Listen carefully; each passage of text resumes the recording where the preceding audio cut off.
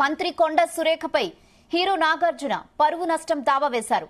తన కుటుంబం పరువుకు భంగం కలిగే కామెంట్స్ చేసిన మంత్రి కొండ సురేఖపై చర్యలు తీసుకోవాలంటూ నాంపల్లి కోర్టులో పిటిషన్ దాఖలు చేశారు.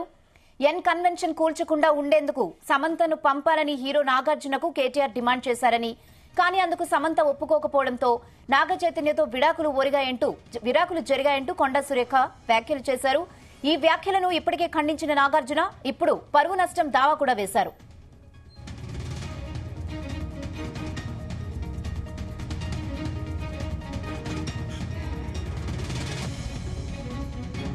ఇదే విషయంపై మరిన్ని updates crime bureau chief Raviteja అందిస్తారు. రవితేజ,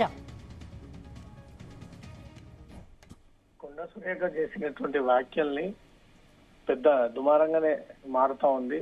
ఇండస్ట్రీ నుంచి అందరూ కూడా ఒకరొకరుగా తమ అభిప్రాయాలను వ్యక్తం చేస్తూ కొండ సురేఖ చేసినటువంటి స్టేట్మెంట్ ని క్షమాపణ చెప్పాలి, వెనక్కి తీసుకోవాలి, ఈ రకంగా వ్యవహరించకూడదు అంటూ మాత్రం ఎవరి అభిప్రాయాలను వారు వ్యక్తం చేస్తా ఉన్నారు. హీరో నాగార్జున నిన్న నుంచి కూడా అందుబాటులో లేకపోవడము, తను వైజాగ్ నుంచి ఇప్పుడే హైదరాబాద్ చేరుకున్నటువంటి వెంటనే నాంపల్లి కోర్టులో కొండ సురేఖ పైన పరువు నష్టం దావా దాఖలు చేస్తూ ఈ వ్యవహారం మరొకసారి ఎవరిపై కూడా ఈ రకంగా వ్యవహరించకూడదు అనే ఒక విషయాన్ని కూడా కోర్టు దృష్టికి తీసుకెళ్లి కొండ సురేఖ తమ పరువుకి భంగం కలిగించింది, పూర్తి స్థాయిలో తమ కుటుంబ పరువుని రోడ్డుపైకి తీసుకొచ్చింది అనే ఒక విషయాన్ని కూడా కోర్టు దృష్టికి తీసుకెళ్తూ నాంపల్లి కోర్టులో పరువు నష్టం దాఖలు చేసినట్టుగా సమాచారం అందుతుంది.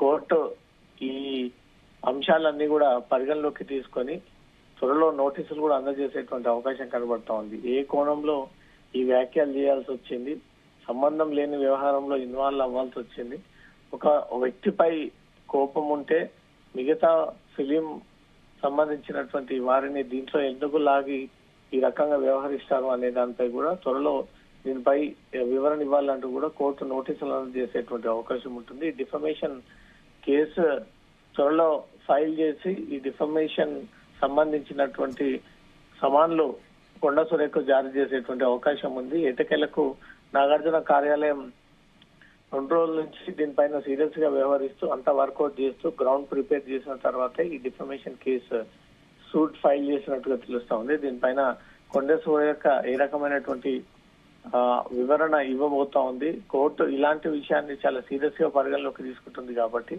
ఒక రాజకీయ నాయకురాలు అయ్యుండి ఒక ఇండస్ట్రీకి చెందినటువంటి వ్యక్తుల పేర్లను ఉపయోగించడము, దాంతో పాటు కొంత అసభ్యకరమైనటువంటి కామెంట్స్ ని కూడా దాంట్లో జతపరచడము, నాగార్జున నాగ చైతన్య కలిసే సమంతను ఈ రకంగా ఎన్ కన్వెన్షన్ విషయంలో తన దగ్గరికి పంపించేటువంటి ప్రయత్నం చేసినట్టుగా ఏదైతే ఓపెన్ స్టేట్మెంట్ తను ఇవ్వడం జరిగిందో, ఇట్లాంటి విషయాల్లో కూడా కోర్టు సీరియస్ అయ్యి గతంలో అనేక మందికి నోటీసులు అందజేసి వారిని పూర్తి స్థాయిలో ఇంత ఫైన్ కట్టాల్సి ఉంటుంది అనే దానిపై కూడా విధించిన సందర్భాలు ఉన్నాయి. కాబట్టి ఇప్పుడు నాగార్జున వేసినటువంటి పిటిషన్ లో ఎలాంటి నిర్ణయం కోర్టు తీసుకోబోతోంది అనేది మాత్రం ఉత్కంఠంగా నెలకొంది. రేహానా, ఇప్పటికే మంత్రి అయితే తన వ్యాఖ్యల్ని వెనక్కి తీసుకుంటున్నట్లు చెప్పారు. బట్ ఇప్పుడు చూస్తే నాగార్జున దీని మీద పరువు నష్టం దావా వేశారు. ఎలా లీగల్ గా ఫైట్ చేయాల్సిన అవసరం సిచ్యువేషన్ ఉంటుందంటారా? డెఫినెట్ గా తను మాటల్ని ఉపసంహరించుకున్నా, సారీ చెప్పినా, బహిరంగ క్షమాపణ చెప్పినా, ఒక్కసారి సొసైటీలో పరుగుగా ఉన్నటువంటి ఒక కుటుంబాన్ని టార్గెట్ గా చేసి దాంట్లో అంతర్గతంగా వ్యక్తిగతంగా దూరి వీరికి సంబంధం లేకపోయినా ఆ సబ్జెక్ట్ ని బయటికి లాగి కోట్లాది ప్రజలందరికీ కూడా తెలిసే ప్రయత్నం చేసినందుకు ఈ వ్యవహారంలో ఎందుకు ఇన్వాల్వ్ అయ్యారు అనే దానిపై కూడా కోర్టు స్పష్టంగా దీనిపైన వివరాలు ఇవ్వాలంటూ కూడా నోటీసుల్లో మెన్షన్ చేసేటువంటి అవకాశం ఉంటుంది.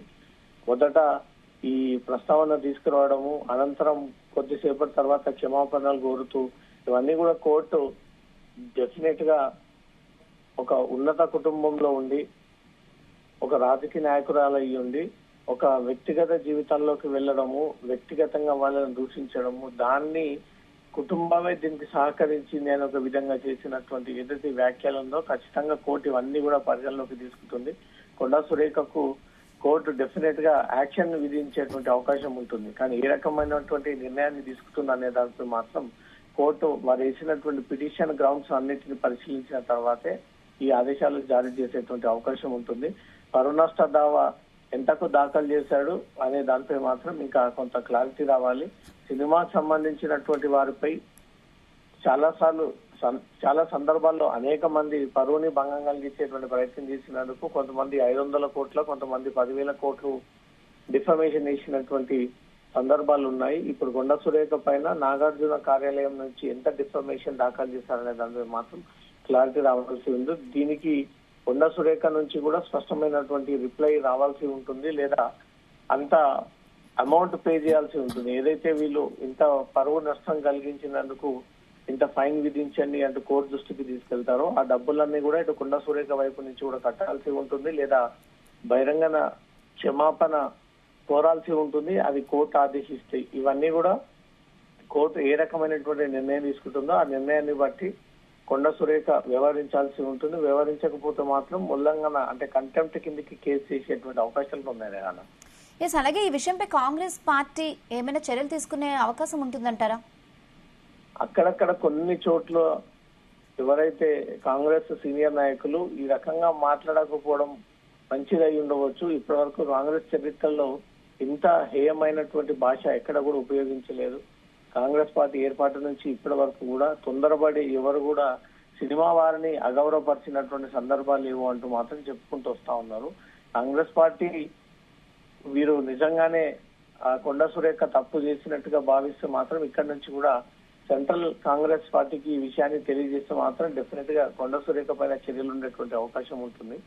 తాము రాజకీయ పరమైనటువంటి విమర్శలు తీసుకుంటే తప్పలేదు, కానీ ఈ రాజకీయ పరమైనటువంటి ఒక వ్యక్తి కోసం, దాంట్లో ఒక కుటుంబం, తన మామ, తన భర్త ఈ రకంగా ఈ అమ్మాయి కోసం వ్యవహరించారు, ప్రముఖ హీరోయిన్ కోసం అనేది ఏదైతే అందరి వ్యక్తిగత జీవితాలను ఒక కుటుంబానికి ముడిపడి ఉన్నటువంటి అంశాన్ని తెరపైకి తీసుకొచ్చినందుకు మాత్రం డెఫినెట్ గా కాంగ్రెస్ పార్టీ కూడా కొండా సురేఖపై చర్యలు తీసుకునేటువంటి అవకాశం ఉండదు. ఇప్పటికే రాష్ట్ర వ్యాప్తంగా ఫిలిం నాయకులు, ఫిలిం బడా నేతల నుంచి వస్తున్నటువంటి ట్వీట్లు, కార్యకర్తల నుంచి ట్వీట్లు, కొండా సురేఖ వ్యతిరేక వర్గం ట్వీట్లు అంతా కూడా తను మంత్రి క్యాబినెట్ నుంచి తనను రిలీవ్ చేయాలి, తనను అక్కడి నుంచి తప్పించాలి, మంత్రి పనికిరాదు కొండా సురేఖ, క్యాబినెట్ల నుంచి తప్పించాలి అంటూ కూడా రకరకాలుగా వివిధ అభిప్రాయాలను వ్యక్తం చేస్తా ఉన్నారు. ఇది త్వరలో కేంద్రంలో ఉన్నటువంటి కాంగ్రెస్ పార్టీ కొండా సురేఖ వ్యాఖ్యల్ని సీరియస్ గా పరిగణలోకి తీసుకొని మహిళల్ని గౌరవించకుండా ఒక మహిళా మంత్రి అయ్యి ఉండి ఇలా వ్యవహరించినందుకు పార్టీకి డ్యామేజ్ అయ్యేటువంటి అవకాశం ఉంది అంటూ మాత్రం వారు నిర్ణయం తీసుకుంటే వస్తున్నటువంటి అభిప్రాయాలను దృష్టిలో పెట్టుకొని కాంగ్రెస్ పార్టీ నిజంగానే మంత్రి క్యాబినెట్ నుంచి కొండా సురేఖని తొలగించేటువంటి ఛాన్సెస్ కూడా చాలా స్పష్టంగా కనబడుతూ ఉన్నాయి. రాహన రవితేజ, అలాగే ఈ విషయంలో మహిళా కమిషన్ ఏమైనా రియాక్ట్ అయ్యే అవకాశం ఉందా? అలాగే ఎవరైనా మహిళా కమిషన్ కి ఫిర్యాదు చేసిన దాఖలాలు ఏమైనా ఉన్నాయా? ఎందుకంటే అక్కిలేని అమ్మన కూడా ట్వీట్ డైరెక్ట్ గా రాహుల్ గాంధీకి పోస్ట్ చేశారు. మహిళా కమిషన్ కి ఏమైనా కంప్లైంట్ చేయడం ఇలాంటివి ఏమైనా జరిగాయా? మహిళా కమిషన్ ఆల్రెడీ రియాక్ట్ అయింది. వారి నోటీస్ లో ఉండడంతో ఈ కేసుని మేము సొంతంగానే ఇన్వెస్టిగేట్ చేద్దాం అనుకున్నాము, కానీ మంత్రి ఇప్పటికే క్షమాపణలు కోరుతూ తన వ్యాఖ్యల్ని ఉపసంహరించుకుంటున్నాను ఒక విషయాన్ని తెలియజేసింది. కాబట్టి అది ఏ పార్టీలో ఉన్నటువంటి మహిళలైనా సరే ఈ రకమైనటువంటి స్టేట్మెంట్స్ ఇవ్వడము, ఈ రకంగా కుటుంబానికి చెందినటువంటి ఇంటర్నల్ వ్యవహారాన్ని తీసుకొచ్చి బహిరంగంగా ఓపెన్ గా మీడియా ముందు మాట్లాడడం సరైనటువంటి పద్ధతి కాదు. కొండా సురేఖ మాట్లాడినటువంటి అంశం మహిళా కమిషన్ దృష్టికి వచ్చింది. ఇది తొందరలో దీన్ని సుమోటోగా కేసు విచారణ జరుపుకున్నామన్నటువంటి క్రమంలోనే మంత్రి తమ మాటల్ని ఉపసంహరించుకున్నటువంటి విషయం తమకు తెలిసింది. కాబట్టి దీంట్లో ఇక ముందుకు వెళ్ళలేము అంటూ మాత్రం మహిళా కమిషన్ ఈ విషయాన్ని కూడా క్లియర్ గా తెలియజేస్తున్నట్టుగా కనబడతా ఉంది. ఇప్పుడు ఎన్హెచ్ఆర్సీ కూడా వీళ్ళు ఒక పిటిషన్ దాఖలు చేసేటువంటి అవకాశం కనబడుతుంది. స్టేట్ లో కానీ సెంట్రల్ లో కానీ. అటు కాంగ్రెస్ పార్టీ కూడా ఇప్పటికే ఎవరైతే పార్టీ అధ్యక్షులుగా ఉన్నటువంటి, ప్రెసిడెంట్ గా ఉన్నటువంటి వారికి కూడా ఇక్కడి నుంచి కూడా ట్వీట్ రూపంలో వీళ్ళంతా కూడా ఇన్ఫర్మేషన్ షేర్ చేయడం జరిగింది. దీనిపై కాంగ్రెస్ పార్టీ అంతర్గత విచారణ జరిపి ఎవరి ఆదేశాల మేరకు కొండా సురేఖ ఈ వ్యాఖ్యలు చేయాల్సి వచ్చింది, తన వెనుక ఇంకెవరైనా పార్టీ నేతలు ఉన్నారా, ఇండివిజువల్ గా పార్టీ లైన్ దాటి ఈ రకంగా వ్యవహరించింది. ఒకవేళ పార్టీ లైన్ దాటి వ్యవహరించినట్టయితే మాత్రం డెఫినెట్ గా పార్టీ పరమైనటువంటి చర్యలు ఉండేటువంటి అవకాశం ఉంటుంది. ఒక అధికార పార్టీలో ఉన్నటువంటి మంత్రి ఒక మహిళని ఇంత నీచంగా వ్యాఖ్యానించడము, దానికి కుటుంబం సహకరించిందంటూ కూడా దానికి జోడించి చెప్పడము, పదే పదే మీడియా ముందు ఈ పేర్లన్నీ కూడా ప్రస్తావనకు తీసుకొచ్చింది. కాబట్టి కాంగ్రెస్ పార్టీ త్వరలో కొండ సురేఖ పైన చర్యలు తీసుకునేటువంటి అవకాశం ఉంది. ఇటు నాంపల్లి కోర్టులో దాఖలైనటువంటి డిఫెమెంట్ కేసులు కూడా కొండ సురేఖ తను వివరణ ఇచ్చేటువంటి అవకాశం ఉంది. Rehana. Okay Raviteja, thanks for the updates.